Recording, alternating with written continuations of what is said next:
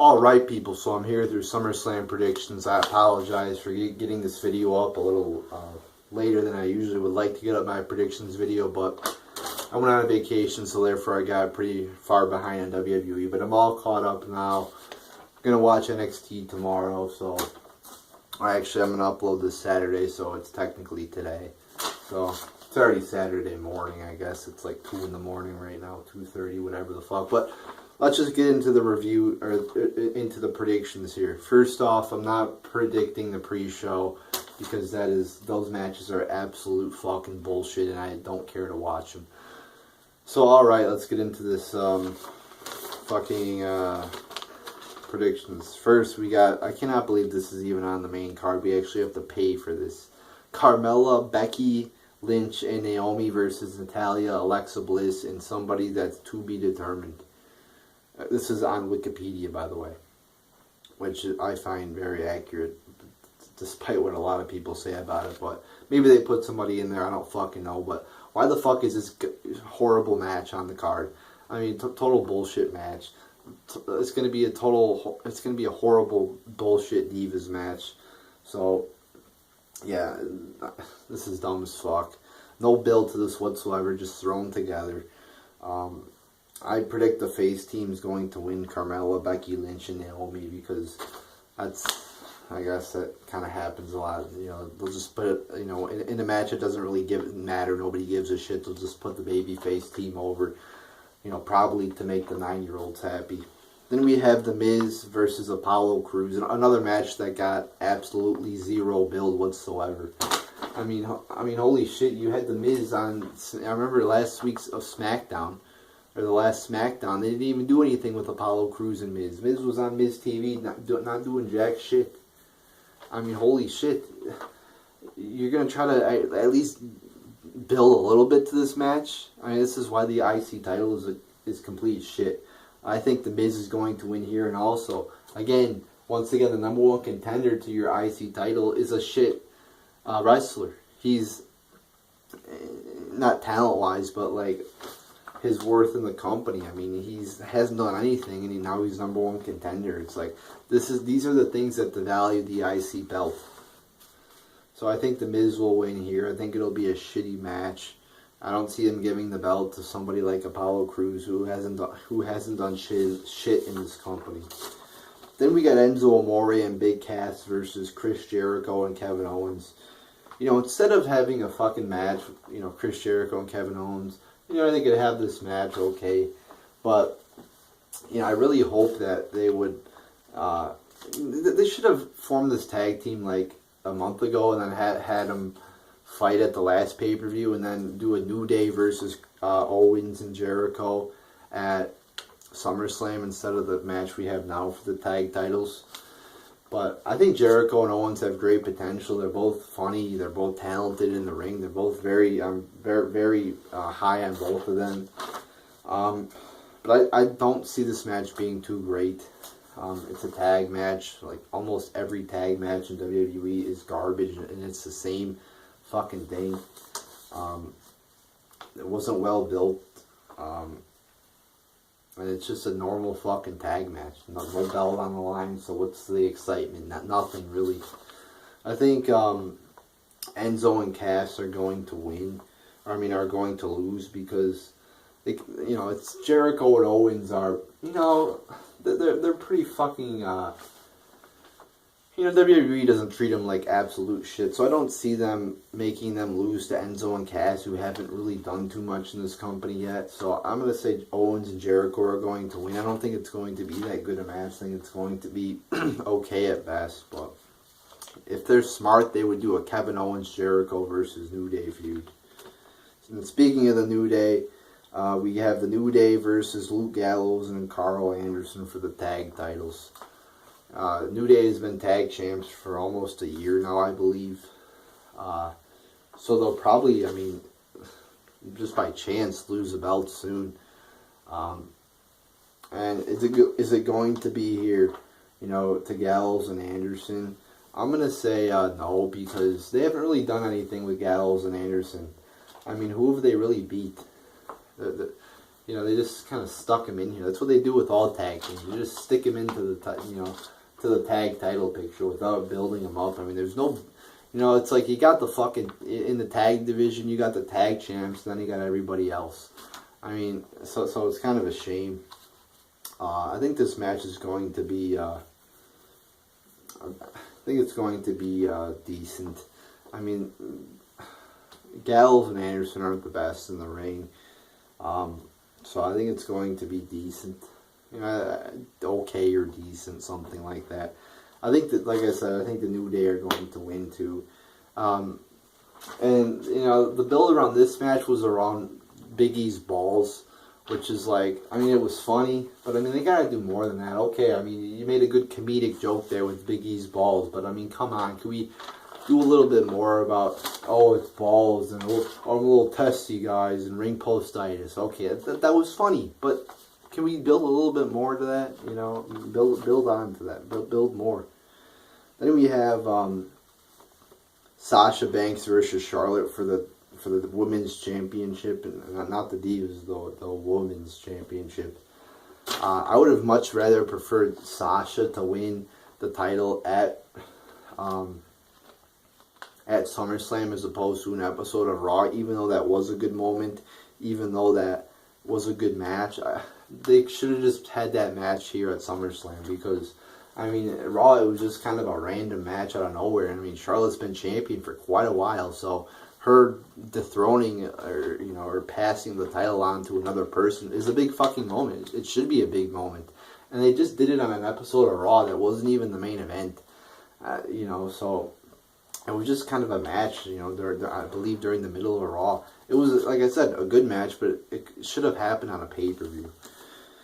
So I think Sasha Banks is going to win here. I mean, logically, because she just became champion. I don't see her losing again. I think it's going to be another good match because these two people just put together a good match. So I'm somewhat looking forward to this match. I mean, we got to remember it is a Divas division, and I tend not to get too excited for the Divas division matches because the Divas division isn't anything special. But I'm hoping for a good wrestling match here, and I think I'm going to get it. So. And once again, the build to this match wasn't good. The build to all the fucking matches on SummerSlam wasn't good. I mean, it's a fucking shame. So yeah, I think Sasha Banks will win there. Then we have Rusev versus Roman Reigns, a match between two fucking people that nobody really fucking likes. I mean, two boring motherfuckers. I mean, you don't get much worse than Rusev and Roman Reigns. This is going to be a fucking slow and shitty-ass match. I think they'll give the belt to Roman Reigns because they seem to be taking him away from the main event since everybody fucking hates him. So I think they'll give him a U.S. title. And Rusev's been champ a long time. I think, like I said, I think it's going to be a shitty match. So then we have Cena versus Styles in just a regular singles match here. I think this is going to be a good match. Both of them are good wrestlers. They know what the fuck they're doing in the ring. They're both experienced. So, and they're both talented. I mean, even though Cena's fucking gimmick is fucking shit, I mean, he is talent in the ring. Does have talent in the ring. So I think this is going to be a good match, a very good match actually. Who are they going to put over? I don't. It's kind of hard to say. But I just have a feeling they're going to have Cena win because it is John Cena. And they did the same thing with Kevin Owens. Owens wins first and then loses two more. Styles won first and then he lost with his team at the last pay-per-view. And I think they're going to put Cena over again because nobody's going to be down there to help Styles. Maybe they'll have Gallows and Anderson come down there. Maybe. Because it is a pay-per-view, so that you could have crossover there. So that is a possibility. But, I don't know. I just envision John Cena winning here. I see Cena winning. Then we have Ambrose versus Ziggler for the WWE Championship. I've said this before on my channel. The fact that Dolph Ziggler, a guy who was a fucking jobber, a fucking nobody in this company, who just became number one contender for the number one belt, just out of nowhere, is fucking bullshit.